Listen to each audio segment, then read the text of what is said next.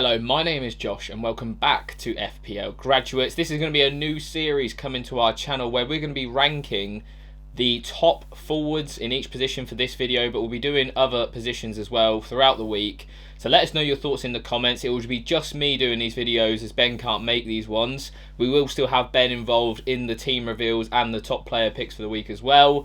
But yeah, something new to bring to the channel. So if you do enjoy it, please do drop a like. Any feedback, drop it in the comments as well as any questions that you have for your teams. But let's get straight into the video. Okay then, so to intro the video, basically going to be ranking all the players or all the FPL assets within the game in sort of like a tier list style, but ranked from first all the way down to 21st in this scenario for the forwards. I'll be giving my opinions on each and every forward, so if you want to know what the best ones are in my opinion, then obviously feel free to skip ahead to the green tier. But if you want to hear specific opinions on certain assets, for example Rasmus Højlund here, then obviously by all means carry on listening throughout this video. So yeah, this is the red tier, so this is a tier that I would probably massively avoid unless you really need to go there. What I've done is sort of it's a variation of factors. So I've looked at the next 3 fixtures just only. I haven't looked any longer term or any shorter term than that. We're basing it off the next 3 fixtures. I'm basing it off their sort of expected minutes as well, and how I think they're going to do in those upcoming next 3 fixtures, and obviously their data and how they've been performing in recent game weeks too. So yeah, starting off in 21st, it is Rasmus Højlund. I think before the weekend at Ipswich, we thought that he might have been a better FPL asset than what we have seen. Obviously, he got dropped out of the squad. Marcus Rashford has been playing that number 9 position. I'm recording this on Tuesday night, so I haven't seen how they've lined up in the Thursday night game in the Europa League against Bodo Glimt. But at the time of recording, I think it's probably a massively avoid at the moment. Even United didn't look too great going forwards in that game. And if Rasmus Højlund is a bit of a risk in terms of starting, then I'd definitely be avoiding him for now. Into 20th place, it is Calvert-Lewin, and it's absolutely hilarious. If you've owned him, I feel sorry for you. He's gone on an unbelievable run of blanks. It's like the best fixture run you could probably choose, and he's blanked in every single game so far this season. I don't think I need to talk much else about it. He's had loads of chances. He just doesn't seem to finish his dinner. And yeah, I'd massively avoid Calvert-Lewin, no matter who he's playing against pretty much at the moment. Raul Jimenez is up next. This is interesting because he's actually in my team at the moment. I am looking to offload him this game week. Potentially on penalties for Fulham, but the fixtures is why he's ranked so lowly. On top of that, he's a bit of a minutes risk as well with Muniz waiting in the wings. Obviously, with these midweek fixtures coming up as well, I don't think we're going to get significant starts in a row for Raul Jimenez. Obviously, he missed a huge chance last game week as well, basically an open goal, and you think he hit the bar. So yeah, not looking good so far for Raul Jimenez. So he's coming in at 19th.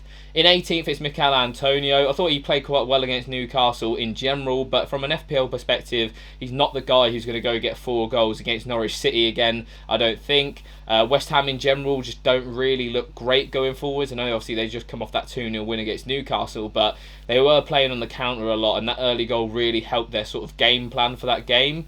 I think in general, open play, Mikel Antonio doesn't really offer too much in terms of an FPL asset. Obviously in the actual play, he's a fantastic hold-up forward and allows the other players like Somerville and Bowen to get involved a bit more, but for an FPL perspective, not for me. In 17th place is Darwin Núñez. He's also been getting a few starts under Arne Slot whilst Diogo Jota has been out with a little injury. I think going forwards we might see that sort of front three of Gakpo, Diaz and Salah a little bit more. It'll be interesting to see if he does start against Manchester City this week, but a combination of poor fixtures for Liverpool as well as a potential minutes risk for him as well is why he's so low down at 17th. I think in general from a Liverpool attacker point of view, I just don't think I can trust anyone outside Mo Salah to get me significant and consistent minutes at the moment. Okay then, so we're going to move on to orange tier now, and now there's a few interesting players within this tier, so we're going to get right into it. Jamie Vardy is up first. Obviously Leicester have sacked their manager Steve Cooper. We are unknown at the moment at the time of recording who will take charge for Leicester at the moment. I think Vardy has been interesting. I know Ben has owned him so far this season. I feel like you're really relying on like that little bit of magic or, you know, a penalty or something like that for him at the moment. So for me, I'd be avoiding him. Leicester's fixtures as well aren't the best going forward. So yeah, he's not even in consideration, even at that sort of cheap price point for me. I think there's much better options there.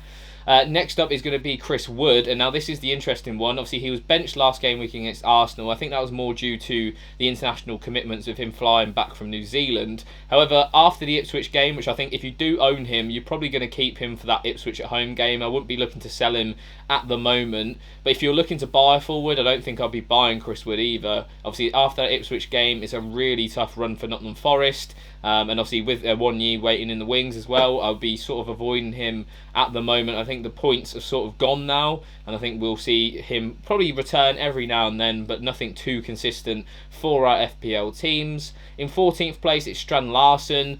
Obviously, Mateus Cunha just been outperforming him week after week at the moment. I think he will get chances in this nice run of games that Wolves have, but I can never really see him hauling. And for someone at that price point, the players around that price, there's a lot better value there, and for me, just not too exciting of an FPL asset. He's not got the penalties, free kicks or anything like that. He's literally just an open play guy, and to be honest, Wolves don't create too much from open play. Even in that 4-1 win against Fulham, Fulham were down to 10 men due to an injury, and that's when they scored their last 2 goals. So it was only 2-1 really before that sort of incident happened. So for me, I just wouldn't be looking at that Wolves attack unless it is Mateus Cunha. In 13th place is Jean-Philippe Mateta.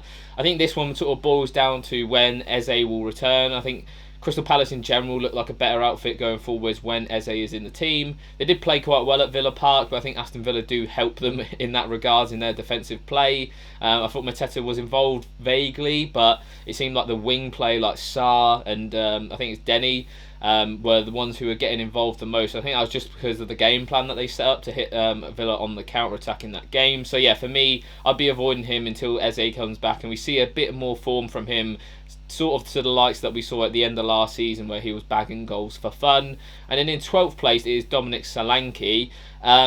After that Aston Villa game, again, he's not really done too much. He got an assist last game week, which was obviously very good for owners if you did keep him and play him. But for me, I think his price is a bit too expensive for what the output you're getting. Yes, you could get a haul on any given day like he's shown against Aston Villa, but you're probably going to also get quite a few low-scoring weeks with blanks and maybe the odd assist here and there. I don't think we're really seeing that sort of goal scorer that everyone imagined that he would be coming from Bournemouth into Spurs. So, yeah, not a bad pick by all means. The fixtures as well for Spurs, they're okay. Nothing too crazy at the moment, so that is why he is heading it up at the top of the orange tier. Okay then, so we're going to move on to the yellow tier now, and this is where it's going to start getting really interesting because these players are probably ones that we'll be considering to get into our teams, or players that we have in our teams already. Johan Visser is in 11th place. He's got some okay fixtures in the next 3, but obviously they are starting to tail off for Brentford. So this is a player that I would not recommend buying if you haven't owning him, if you're not owning him already, basically. If you do own him, obviously I would keep him at the moment. Visser seems to be sort of the talisman in that Brentford side, in their sort of setup at the moment, with Mbeumo playing really wide right and Damsgaard playing sort of almost as the second striker to Visser. I think it's an interesting sort of outlook at the moment for Brentford, because Mbeumo is definitely not the player that FPL managers are wanting him to be. He's just sort of relying on that open play threat, whereas Visser has all of the open play threat, and Mbeumo is relying on those penalties and set pieces, I was meant to say. So yeah, for me, Visser is a decent option if you want to go on Brentford. He'd probably be my number 1 option, but their fixtures are starting to tail off relatively soon. Liam Delap is in 10th place. He's got a nice little run now for Ipswich, and I think if they're going to try and survive, they need to pick up points, and this man's going to be crucial to that. He obviously missed a couple of big chances against Manchester United. I think the creation of chances is not Ipswich's problem. It is him sort of taking them, and obviously Leif Davis has created the most chances out of any defender in the league so far this season. So yeah, like I say, I think he'll get chances. It's just whether he's going to take them on a consistent basis, but you're also only going to be paying £5.5 million, so it's not the end of the world. If you might have to bench him a couple of weeks, it's not the end of the world if you've got a good rotation set up there with someone like a Morgan Rogers. In 9th place, we've got Kai Havertz at the moment. Arsenal's next 3 fixtures are an interesting 3. There's some good fixtures and also some like tricky fixtures mixed in there. I think Kai Havertz is not really having the same season that we saw him last season, and you could say that for Arsenal in general though. what I will say is that they looked much better against Nottingham Forest with Martin Odegaard back. So hopefully that is a sort of a turning point for them in their season. Because if they are going to want to win the league, they need to start winning games consistently. Havertz for me is probably my second favourite Arsenal attacker. I would prefer Bukayo Saka over him if you can afford him. And obviously he doesn't really carry anything like the penalties or set pieces or anything like that. So you are really relying on the open play goal threat from him. And so far this season it's not really been there to the levels that we saw last season. So for me, that is why he's ranked in 9th place at the moment. Danny Welbeck in 8th place. Mainly here only because João Pedro is a better asset than him at the moment. So if you had the money and you didn't own Pedro, I'd probably just go for him over Welbeck. Spoiler alert, he's higher up in the list. But yeah, for me, Welbeck obviously had a really good start to the season when Pedro was out, and even when Pedro was in the team. I think he will return over these next 3 games. It's a fantastic run of fixtures now for Brighton. So if you wanted to go differential to João Pedro, then I wouldn't have any sort of harms of going for Danny Welbeck at all. But obviously I do believe that João Pedro is the better asset, obviously because he has the penalties, even some set pieces as well. In 7th place we've got Nicholas Jackson, and it is interesting to have him at 7th place considering he's coming off the back of a 12-point haul, which is a lot more points than some of the players in Tier 1.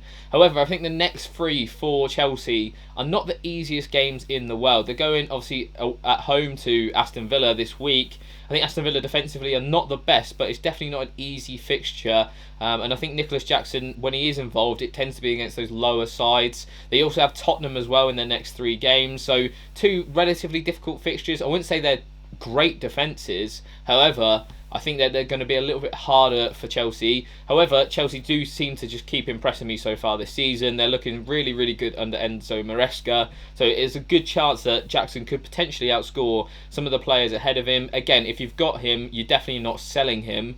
If you're trying to get someone in at his price point, I think there are a couple of other options, but I wouldn't necessarily put you off going for Nicholas Jackson, because even with those next 3 fixtures, even after that, the long-term fixtures for Chelsea are still really, really good, and he will be a really good asset to hold on to. Another thing with Nicholas Jackson as well is obviously you've got to remember he's on those 4 yellow cards as well, so he's 1 yellow card away from a 1-match ban. So if you don't have that much depth in your team and you're not really happy with those bench options that you've got, I probably would avoid him. That's probably the only case scenario that I would try and avoid him until he gets that yellow card and then sort of it wipes the slate clean, I guess you could say. But yeah, for me, he's a good option, but there's a couple of little caveats that I'd just be wary of.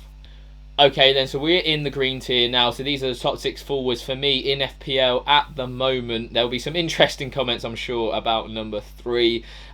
Start coming in at 6th place is Evan Nilsson. Bournemouth have a decent run of fixtures right now. I think that in general Bournemouth have been a decent side going forwards. I feel like the attack and returns have sort of been scattered amongst the attack though. Obviously Semenyo is going to be missing the next game week against Wolves, and I think that's going to be a good opportunity for Evan Nilsson to get in on those attack and returns. I think for me, sub 6.5 million, he's probably my favourite asset outside of João Pedro. So if you already own Pedro and you're looking for another, I think I would probably go for him if you're looking for a little short-term punt at the moment.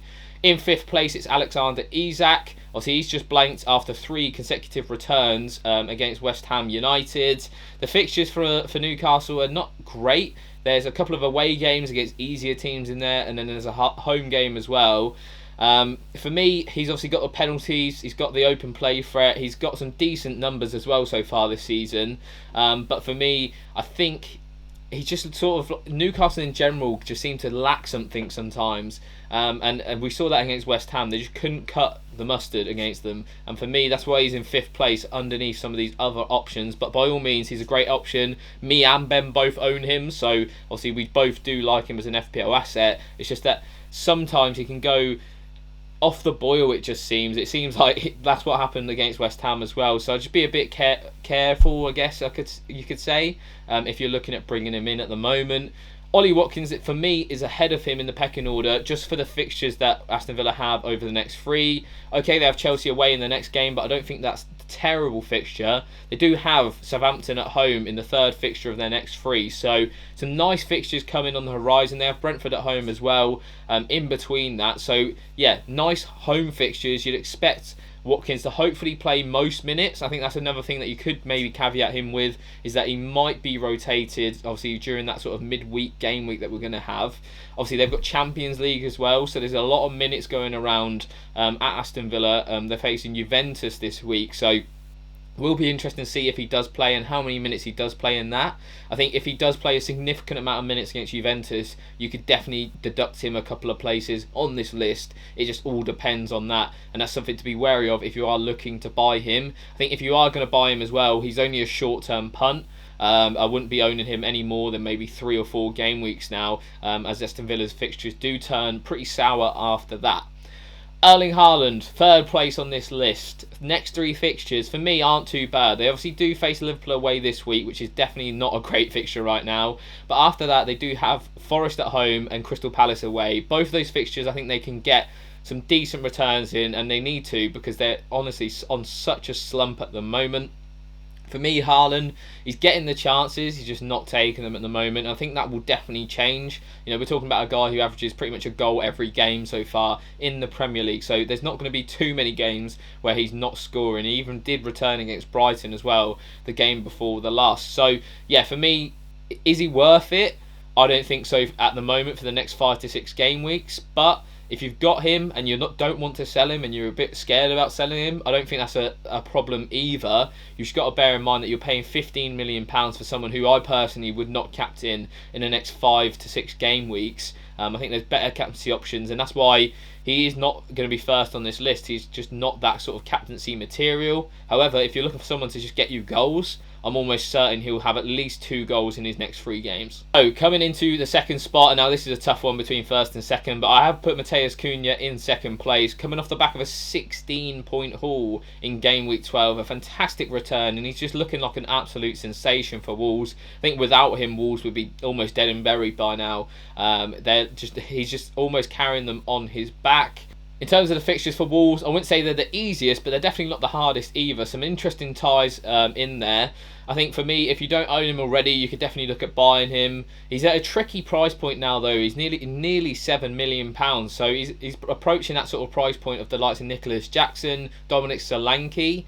I will say, though, he does have penalties. He takes some set pieces as well, like corners. So he has quite an array of ways to get points, I would say. The open play threat for me is not high enough. I think, you know, his expected goal involvement is just nowhere near the likes of, you know, an Erling Haaland. Is really far away from that. And there's a lot more forwards on this list, and even in lower tiers, that have better open play goal threat than him. But he's on a purple patch, and if you believe in form, then he's the man to go for, because he's in absolutely great form at the moment. And like I say, the fixtures for Wolves are pretty good over the next 3 to 4 game weeks. João Pedro does top first on the list, and that is sheerly due to his price, his fixtures, and his ways to points. Like I mentioned with Matheus Cunha, obviously he has penalties, so does João Pedro, and he does take some set pieces as well. Yes, he could be a little bit of a minutes risk. Obviously, he played 64 minutes in the game at the weekend. But for me, I think they're just sort of building him up fitness-wise. And I think that's why his minutes have been a little bit lower. Obviously, it was game state maybe dependent as well. They were 2-0 up. Did they need to have João Pedro on the pitch when they were 2-0 up?